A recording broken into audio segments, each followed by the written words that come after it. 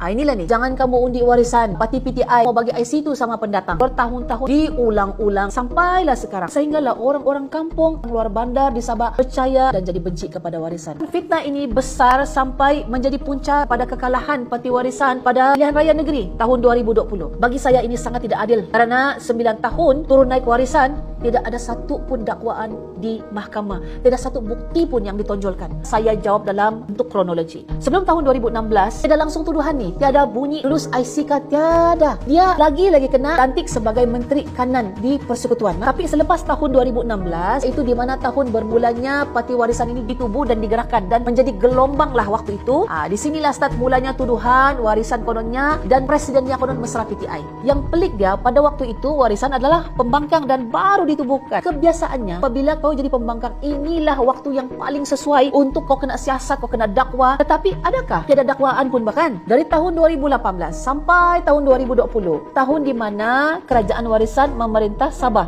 Beribu-ribu warga negara kononnya diluluskan oleh warisan. Betulkah? Saya tunjukkan satu fakta ini. Tahun 2020, sewaktu tahun akhir warisan memerintah, jumlah warga negara asing di Sabah waktu itu berjumlah 810,000 orang. Dan pada tahun 2024, jumlah warga asing telah meningkat kepada 1.04 juta orang. Berapa penambahan warga asing? 233,000 orang. Berapa peratus peningkatan? 28.75%. Orang yang kena tuduh ini dialah yang tanya kepada kementerian. Soalan parlimen daripada yang berhormat sempurna sendiri. Apa jawapan menteri? Dari tahun 2019 sampai tahun 2020 merupakan tempoh paling panjang lah warisan memerintah, sebanyak 48 sejak kelulusan warga negara dikeluarkan. Dari tahun 2003 sampai 2018, 8,845 kelulusan. Perkara yang paling asas orang Sabah kena tahu. Kuasa memberikan kewarganegaraan Malaysia adalah 100% di bawah bidang kuasa Kerajaan Persekutuan. Tiada satu pun ketua menteri kerajaan negeri di dalam Malaysia ni, tiada ada satu orang pun yang ada kuasa untuk bagi IC itu di dalam Malaysia. Dalam undang-undang tertinggi, iaitu Perlembagaan Persekutuan, jadual ke-9,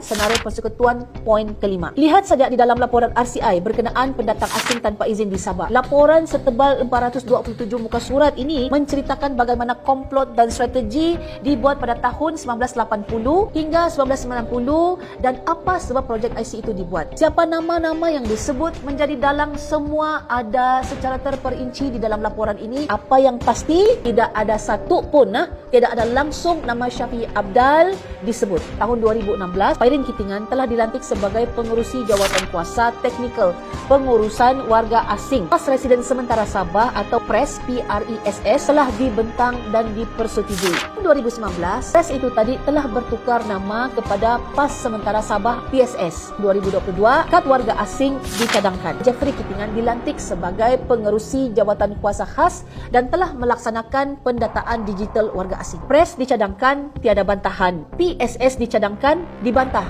dan dibatalkan. Pendataan digital dicadang, tiada bantahan dan dilaksanakan. Sedangkan ketiga-tiga ini mempunyai tujuan yang sama saja, iaitu untuk merekodkan keberadaan warga asing di Sabah. Tapi itulah, disebabkan balik-balik mau kasih kait warisan dengan PTI, semua dibantah. Tetapi apabila mereka laksanakan, boleh pula. Lepas itu tidak pula kena cop sebagai ejen PTI. Sudah tiba masa dia untuk kita hentikan politik kotor sebegini bang. Ini orang Sabah demi masa depan Sabah. Janganlah kita hanya jual Sabah for Sabahan. Siapa yang untung bila kita berpecah ini? Parti luar senang betul diorang atur kita. Sudah terlampau lama Sabah ini ketinggalan. Sebab kenapa? Sebab kita berpecah-pecah. Marilah kita satu hati kali ini sebagai orang Sabah. Mari kita selamatkan Sabah.